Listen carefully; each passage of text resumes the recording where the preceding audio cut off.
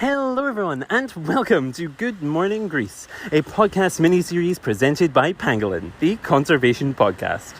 I'm your host, Jack Baker, and today I am coming to you for the last time from a beach in sunny Zakynthos, where all week I have been telling you about the fabulous flora and fauna of Greece.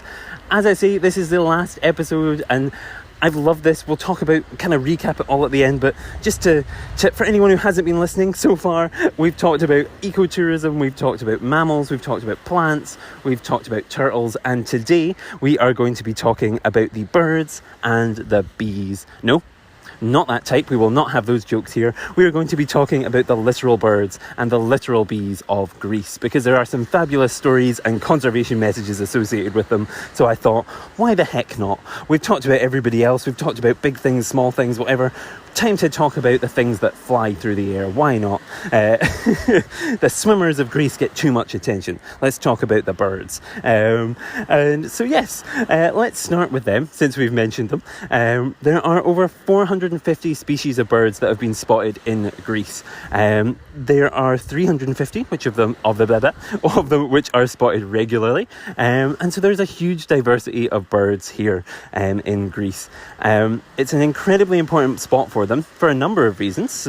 So some of them are here. Huge numbers of their population are found here. So, for example, the Eleonora's falcon, 80% of their population is found in Greece. And while there are no endemic species, so there's none that are exclusively found here, when there's 80% of your population found in one place, it makes it an incredibly important stronghold for a species. So got to protect things like the falcon that are found so in such huge numbers and such a huge proportion of their population here. It is also a very important spot for migratory birds. So birds that are travelling up and down or left or right or wherever they're going.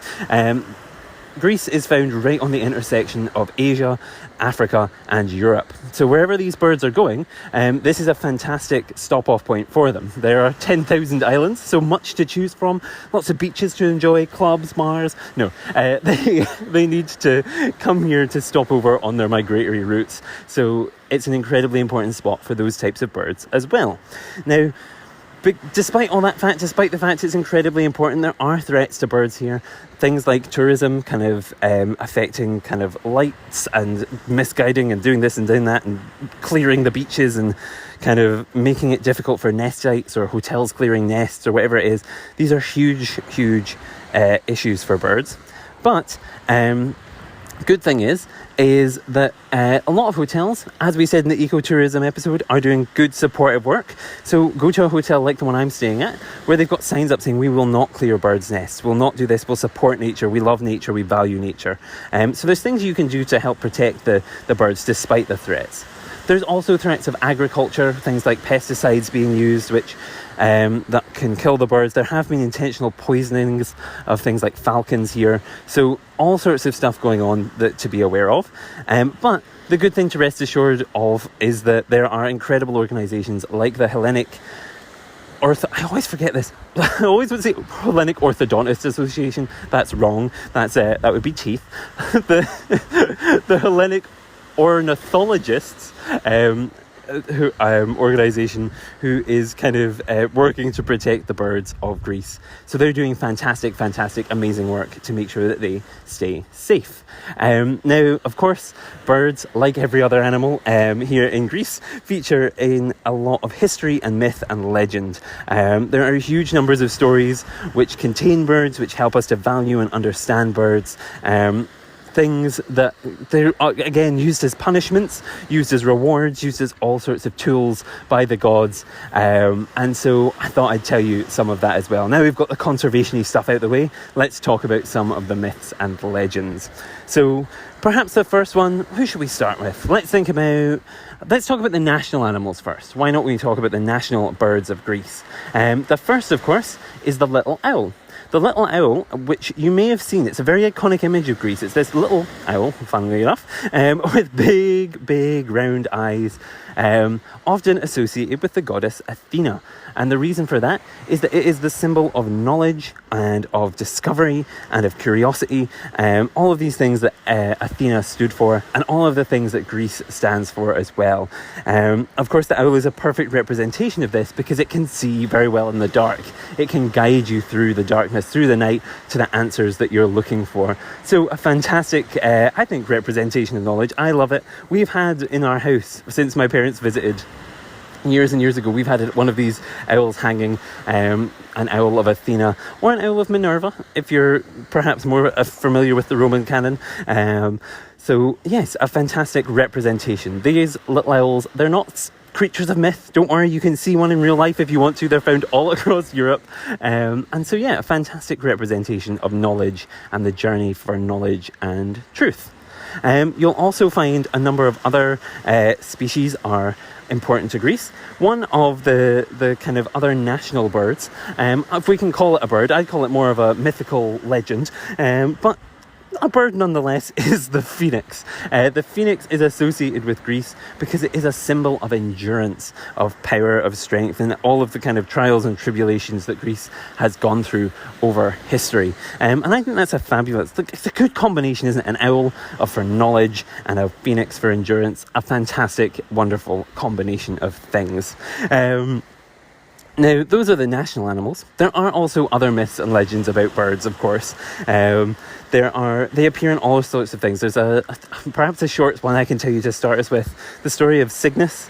Cygnus, when his lover passed away, wailed and wailed and wailed and wailed and wailed till the gods could take it no more. So the gods turned Cygnus into a cygnet, a swan, the mute swan, where he could no longer scream and cry and cry and cry, which seems a bit harsh. But as a reward for his kind of his trials, his tribulations, Cygnus was raised up to the heavens, where he now sits as a constellation.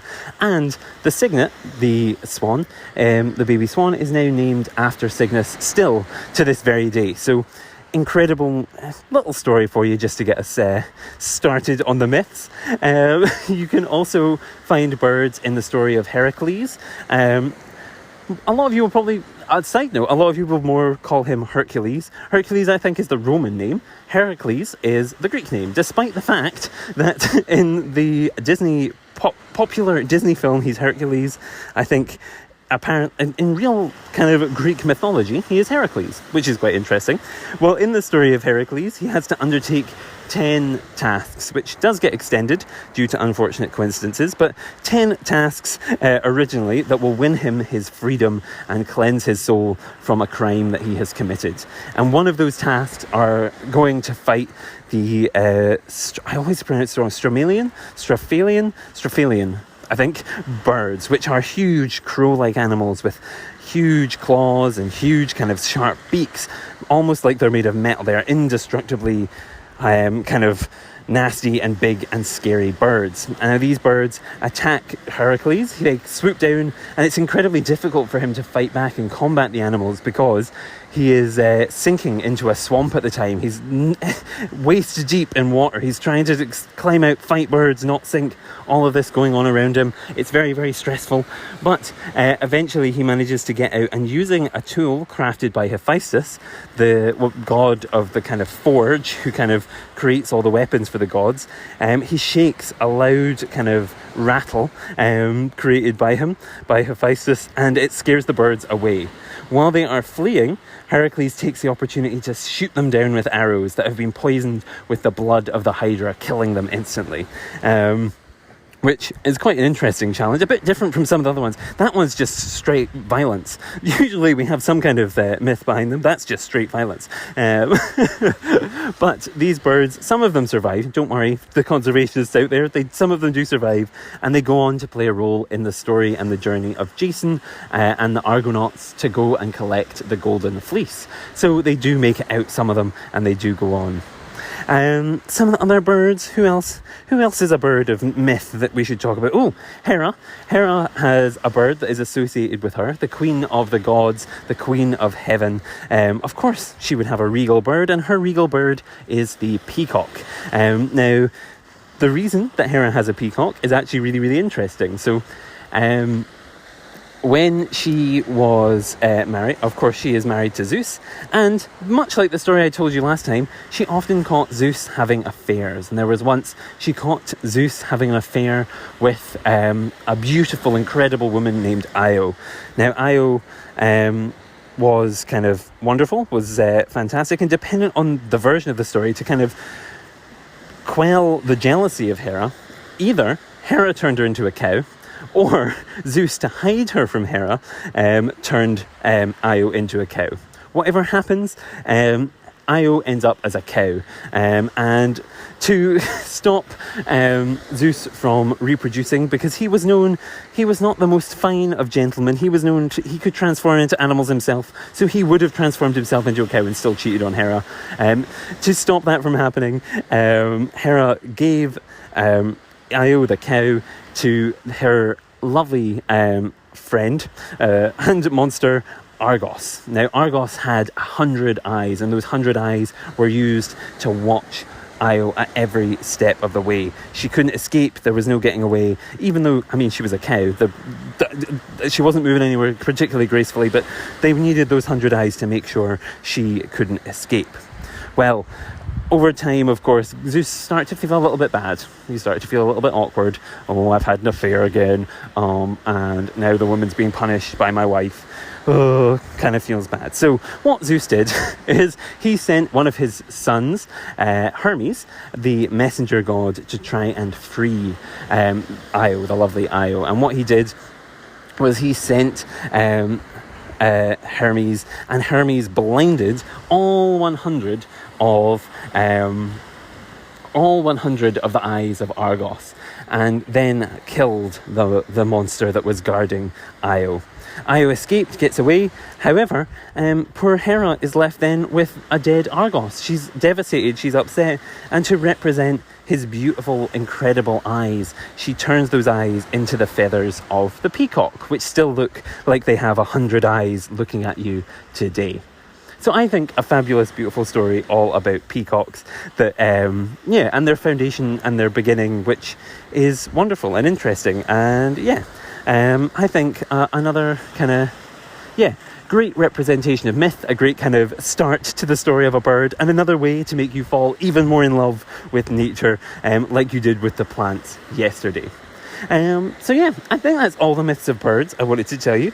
We had Athena's owl, we had who else? We had the phoenix, we had Argos turning into a peacock, we had the birds that fought Heracles. Maybe if I think of another one, I'll let you know, but I think that's them all. There's a lot of birds out there. I think what's really important, actually, side note, is that you should all go and Google some of these stories and find out your own favourite ones, because there are so many of them out there. Side note. And then, of course, we've talked about birds. We wanted to talk also about bees this morning, just to give it a funny title, basically. I wanted to appreciate the little things, and bees, of course, incredibly important. Bees have played, again, a huge important role in mythology, and they play a hugely important role in nature. They are the pollinators on which our world relies. Relating slightly to the plant episode yesterday, I suppose, much of our plant life across Greece and the world will rely on bees and pollinators, making sure that they stay pollinated, and they get pollinated, and they spread, and they grow, and so incredibly, incredibly important. And there are organisations across Greece that are working to protect them. They are working to kind of make sure that these pollinators, despite the fact that there are hotels being built, that there are things going on that are kind of destroying the landscape which bees usually rely on, there are people working to protect them. Don't worry. But please, if you can do things for your own pollinators in your own places, plant wildflowers. Do these things to kind of help protect them, because it can make a huge, huge difference. Now, while you think about where you're going to be planting those wildflowers, I have a couple more stories for you. There's, of course, the story of the first bee and the first bee sting, which I would like to tell you. So let's get started with that one. And that story goes that Melissa was a little bee, little worker bee, and she kind of worked away. She made her honey. She did whatever. And one day she heard of an opportunity. And that opportunity was the wedding of Zeus and Hera. Before it all went south with all the affairs, they got married and they had a grand banquet to celebrate the occasion. Now, at that banquet, they had a competition. They thought, let's do, Bake Off / MasterChef / whatever it is, crossed with a wedding, and we'll have a competition to see who can make the greatest, most wonderful food, who can bring it along, almost like a magical, godly potluck dinner, who can do the best. And so when Melissa heard of this, she thought, I know what I'll bring. I will bring the honey. And when she did, she brought the honey along. She sat at the back, and she had this little pot. Everyone else had grand spreads, and she just had this little pot of goo, which I suppose you'd think wouldn't maybe go down well. Gods, they're used to ambrosia that would kind of keep them alive, would give them all of the sustenance they need. But in fact, no, they wanted and they needed to taste all of these human foods. And they got along and they kind of looked at all the grand things. They looked at the banquet. They looked at the big, huge piles of meat. They looked at the big, huge piles of kind of foods and fruits and vegetables and all sorts piled in front of them. And they kind of tasted and this and that and the next thing. And Melissa got more and more nervous because she thought, oh, I just have a little pot of honey. What am I going to do? They're going to hate it. Oh, that was a good, I didn't even mean that. That was a good interpretation / B impression. So she was buzzing away nervously to herself.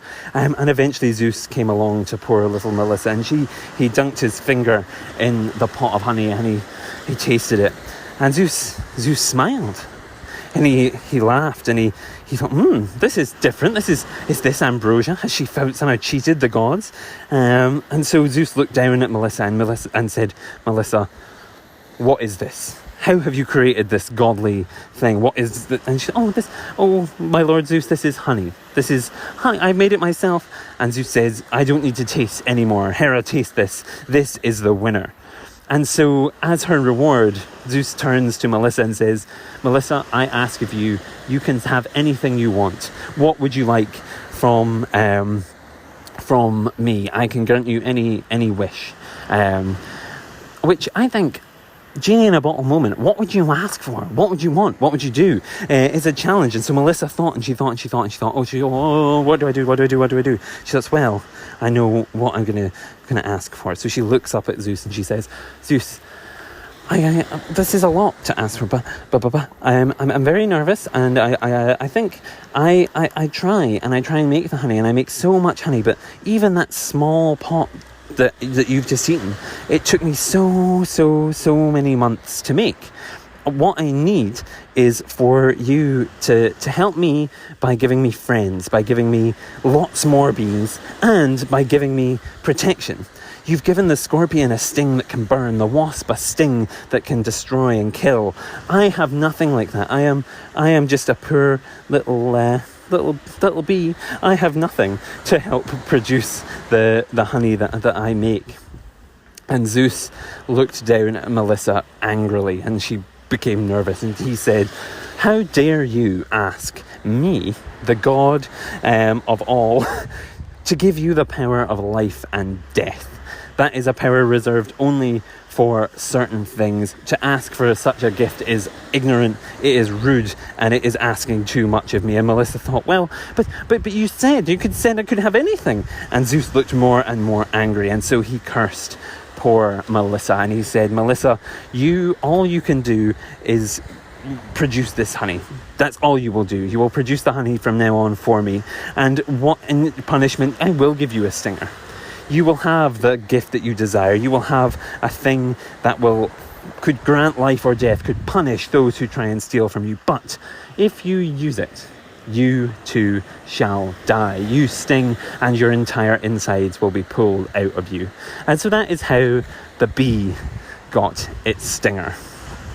It was pulled from Zeus in a kind of way in which he was challenging. He was granting a wish. He was getting around the issue of making a promise, but he was still not willing to give. He was still being his classic Zeusy self of being like helpful, but also someone who would go on to be an adulterer and not that nice all the time.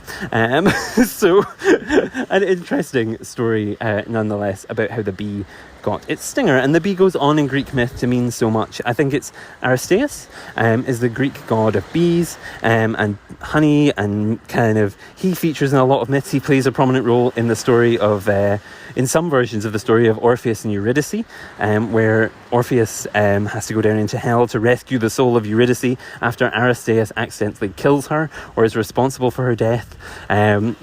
So yeah, the bees and the honey and the gods that are associated with it play a huge role in myth. And so, yeah, another interesting kind of animal-related tale for you there to enjoy. Now, I feel like I've been talking for a long time. I hope you've enjoyed hearing about some of the birds, the myths, the legends with me this week. I guess I need to wrap up. I don't want to go. That brings us to the end of the series. We've talked, as I said, in episode 1 about ecotourism, my top 5 ecotourism tips. We talked in episode 2 about all sorts of kind of different turtle facts. We talked about me spotting turtles. We talked about all sorts of stuff like that. In episode 3, we talked about the marine mammals, dolphins and monk seals. In episode 4, we talked about plants. And today we are finishing off, as I said, with birds and bees. And it's just been an absolute pleasure. I hope that the warmth of the sun that is beating down on me has come into my voice and infested the microphone and then gone through to you, and you have learned something, that you've cherished a story, or you've found something that you can tell. Maybe you've learned a little bit more about where some of our scientific language comes from, about kind of how arachne and cygnet and all sorts of stories like that came into play, and how they impacted our language still when we talk about animals. I hope you've cherished hearing the myths. You've maybe found a love for Greek mythology. I hope you've heard a conservation message. I hope you want to visit Greece now. I hope all of these things are true. And I can't say enough thank yous for supporting the show and for supporting this idea that I had to kind of have these podcasts every day while I was away. Now, yeah, I don't want to say bye. Now, if you do want to to support the show, I go back to listening to our regular episodes. What you can do is follow us on social media. We're at Pangolin Podcast, and you can also subscribe to the show on your podcast streaming service of choice, so you don't miss out on anything as well. You can also make sure and kind of, leave us a review. If you've enjoyed this week, please let us know. I'd love to know, because if I go away again somewhere exciting and interesting, I'd love to know if you wanted to hear similar things. So let me know. Either, tweet or do whatever and let us know that as well. I'm rambling now because I don't want to end the episode. But I guess it is time to say, for the last time, thank you all from the bottom of my heart. Love you all. You are the best. You are fantastic. And yes, until next time, goodbye, Greece. Bye-bye.